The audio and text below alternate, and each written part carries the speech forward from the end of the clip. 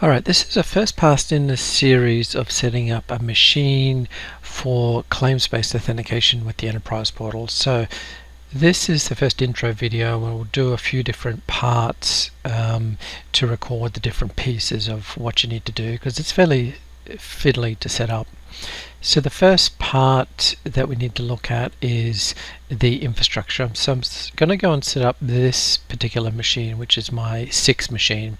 Now I've got another machine in the environment, which is my 11 machine, which is actually working and configured, and we can contrast our setup to that configured environment. So this is a brand new machine that we're going to configure. So essentially we're going to configure it to use Azure Access Control, and that's where the claims authentication is going to be done. So in this machine, the 06 machine, what we'll end up setting up there, so we'll have that 06 machine. Underneath that there will be 2 websites. One is going to be an anonymous HTTP website, and this is going to be used for when external parties want to sign up. So if you're going to provide a website for external parties to sign up and get access to your system, then you'll need an anonymous site, because you need some mechanism to capture their login details, and that's what the public site does for us.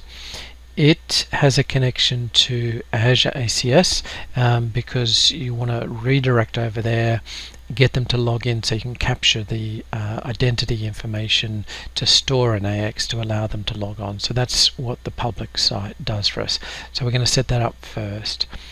Now, once you've actually established the user, you're going to use the public site for that in the sign up process, or if you start with AX and add them, you'll need the public site for them to authenticate and capture their login details. So the public site will always be there in the setup. Well, after they've actually been set up as a user, then you'll have your private site, which would be your normal site that they'd go and actually transact business on. And so there's quite a lot of setup to do, and so let's have a look at what I've prepared in the environment. So this is the 06 machine that we're going to go and configure. Now if we have a look on this machine, I've got SharePoint 2013 installed.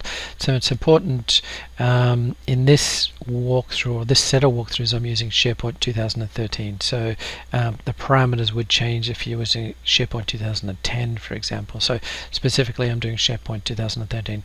And you'll see I'm in Central Admin here in my web applications, and you'll see that I have no web applications created at this stage, so we're going to create them from scratch and walk through. So if we have a look at our web applications, no web applications. Now what I also have in my D drive is my AX 2012 R3 CU8 VM, CD I mean.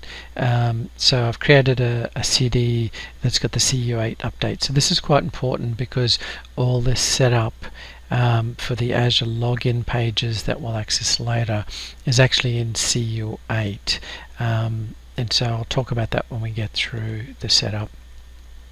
So I've got my CD ready, because we'll need to install EP as we go through. What I've also got is a set of text files that have different commands in them, so we're going to use these. So likely you won't have these unless you've already tried to create these and done them. I'll eventually put these on the blog so that you can reuse them as we go through. So each of them I'll use at different stages through the different set pieces. Alrighty, so that's the preparation settings. The next video, what we're going to do is go and set up the anonymous site, the public site. So I'll stop this video as the initial introduction, and then the next video we'll go and set up the public